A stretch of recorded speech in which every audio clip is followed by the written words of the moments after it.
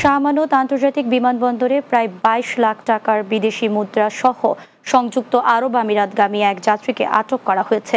রোববার রাতে বিমানবন্দর এফসেক কাস্টমস ডিজিএফআই এনএসআই এর তল্লাশির মাধ্যমে মোহাম্মদ আব্দুল মাজিদ নামের এক যাত্রীকে আটক করা হয়। তার কাছে ইউএস ডলার, ইউএই দিনার, সৌদি রিয়াল, ওমানি দিনার এবং বাংলাদেশি 36,000 টাকা পাওয়া গেছে।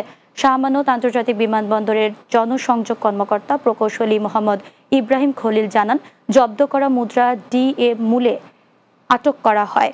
পরে তার বিরুদ্ধে সরকারের রাজস্ব শুল্ক ফাঁকি দিয়ে বৈদেশিক মুদ্রা পাচারের অভিযোগে থানায় মামলা হয়েছে।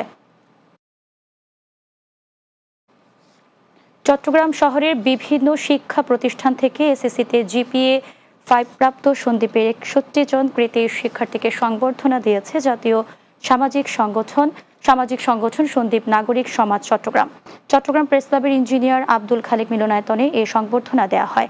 এতে সভাপতিত্ব করেন সন্দ্বীপ নাগরিক সমাজ চট্টগ্রামের প্রধান সমন্বয়ক অধ্যক্ষ মুক্তাদের আজাদ খান।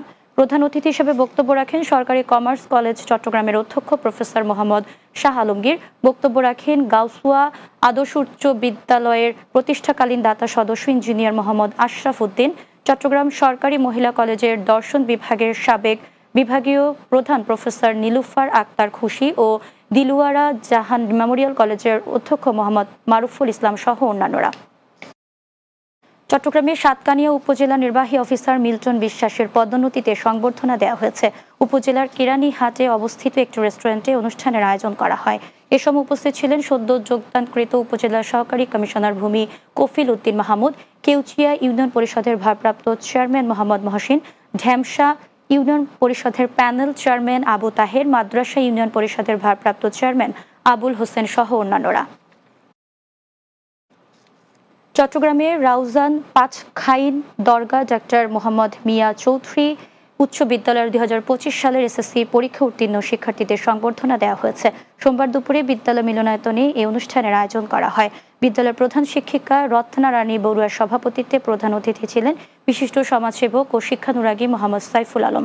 এ সময় বক্তব্য রাখেন দেওয়ানপুর এসকে সেন উচ্চ বিদ্যালয়ের শিক্ষক আব্দুর শহীদ, সাবেক ছাত্রদল নেতা ইয়াকুব আলী, সমাজসেবক মোহাম্মদ জিয়াউর রহমান সহ অন্যান্যরা।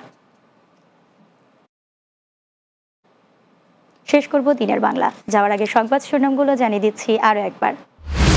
নির্বাচনকে সামনে রেখে সেনাবাহিনী, পুলিশ ও স্থানীয় প্রশাসনের মধ্যে সমন্বয় বাড়ানোর নির্দেশ প্রধান উপদেষ্টার। প্রশাসনের রদবদলের বিষয়ে আলোচনা। 2-3 দিনের মধ্যে জুলাই সনদের চূড়ান্ত প্রক্রিয়ায় পৌঁছাবে কমিশন। প্রত্যাশা আলী রিয়াজের। ঐতিহাসিক দলিলে থাকবে ভবিষ্যৎ বাংলাদেশের পথরেখা। সংস্কারের বিষয়ে সরকারের অগ্রগতি দেখা যাচ্ছে না বললেন মির্জা ফখরুল। সমন্বয়কদের চাঁদা দাবির খবরে হতাশা প্রকাশ। এবং পদ্মার পানি বাড়ায় রাজবাড়ী সদর ও গোয়ালন্দে তীব্র ভাঙন, ঝুঁকিতে বসতবাড়ি, স্কুল, মসজিদ সহ বিভিন্ন স্থাপনা।